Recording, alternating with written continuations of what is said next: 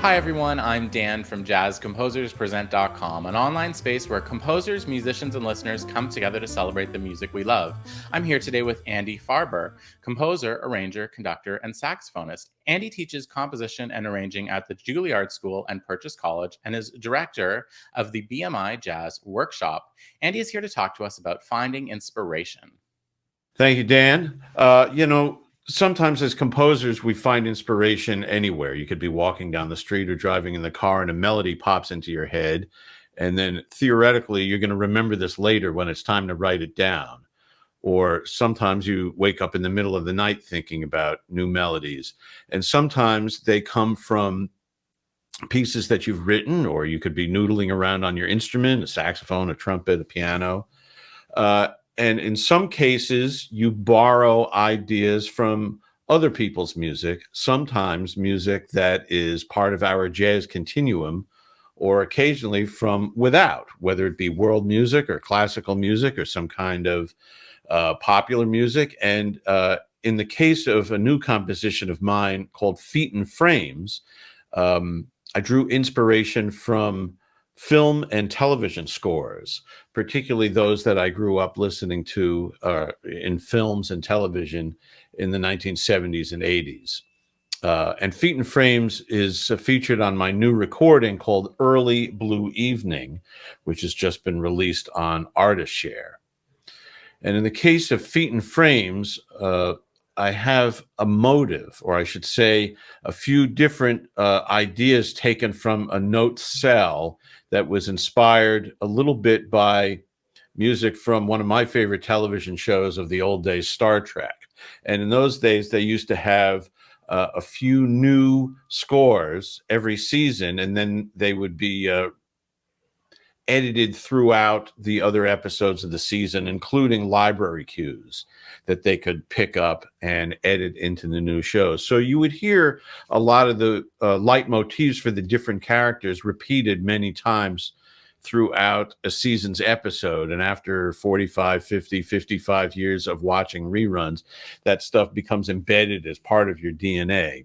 So I was able to borrow a few things from composers like Gerald Fried and Fred Steiner into creating a new presentation for them using my language, or our language of blues and swing and the great continuum of our music that has been refined over the last nearly century at this point.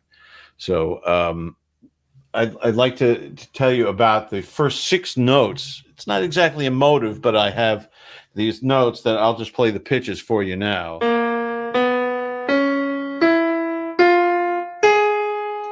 Right? And actually, a lot of those things come from essentially a B flat 7 altered type scale. And this thing feels like almost like a caravan when you have a lot of 5 chord, a 5 of 1 that tends to eventually resolve, in this case, to E flat. And we could actually check out a little bit of the recording now from Feet and Frames. These notes are used in the initial motive that's stated bar 15 to 24.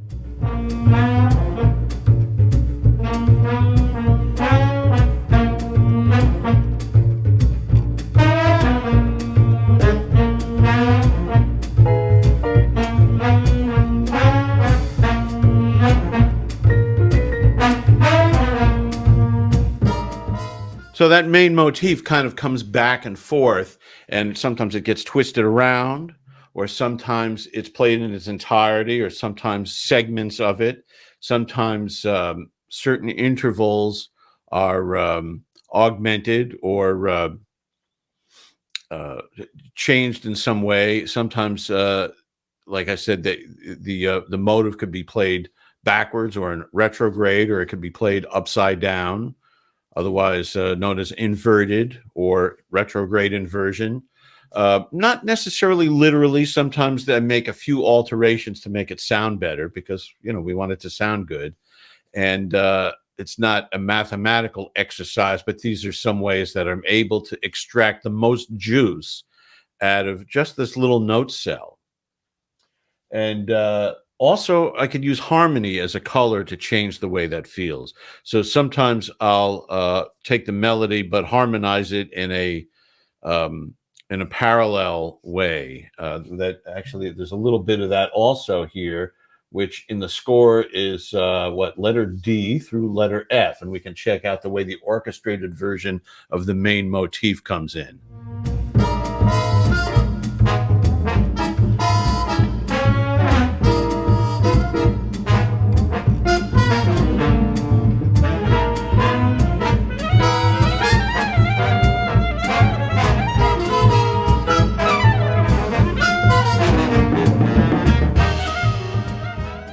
So in that particular case, we was able to orchestrate the main theme with the woodwinds and in the brass and move it back and forth. And then eventually the clarinet kind of came in to blow over the top of that and comment on it, which adds yet another character.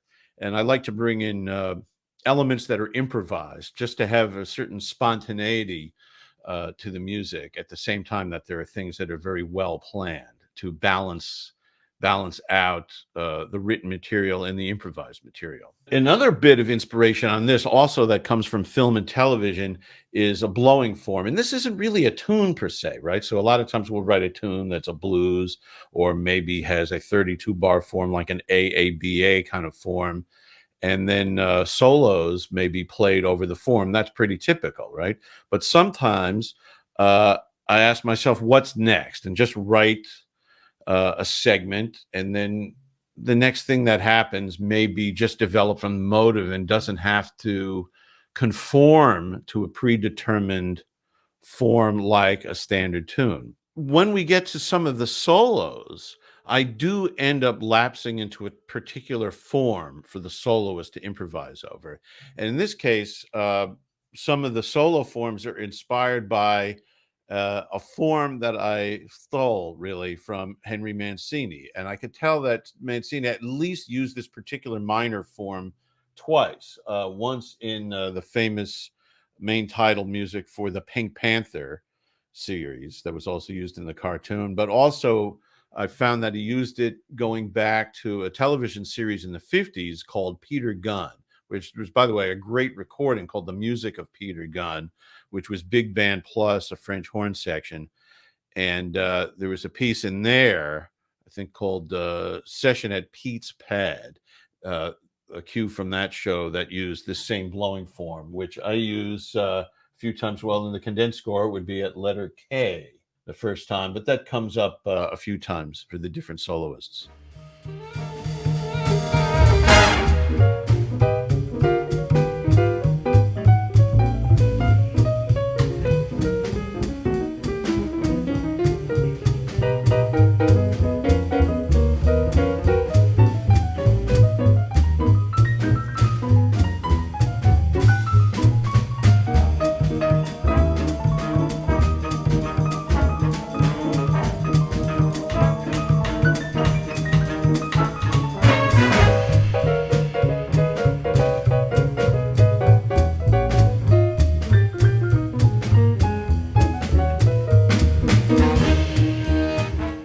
So in this particular case, the modified version of that Henry Mancini form became an A section.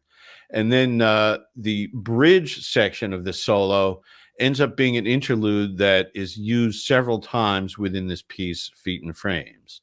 And then I return to the Mancini form to be a last A section. So for the piano solo, it ended up being an AABA type form. Later on, there's a saxophone solo that has a modified version of this. Sometimes I'll use material from the main motive to inspire send-offs or backgrounds or interludes or other written material in the piece. That's all developed from the same bit of material. Here's a section during Mark Gross's alto saxophone solo on Feet and Frames where there's a background, and this particular background is designed to build a little bit of energy and kind of kick Gross into the next gear, if you will.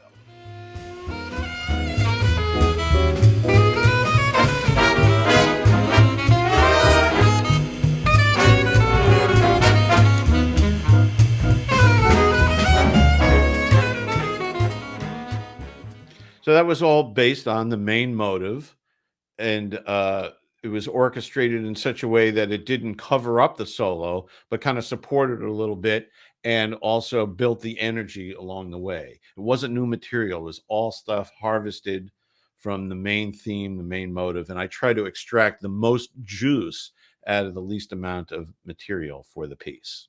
The point being is that you could create an entire concert work that is maybe only based on one or two or three different ideas. Instead of coming up with new material all the time, come up with a main character for your play, because it's like a one-act play, a piece. And then you can have secondary and tertiary characters that could be different levels of prominence throughout the piece, and everything could be based upon that. Thanks for watching today's mini lesson. Be sure to like, share, and subscribe. Drop any questions, comments, or suggestions for future videos in the comment section down below. To watch our full-length events and participate in live Q&As with our presenting artists, head over to jazzcomposerspresent.com. Thanks, and we'll see you next time.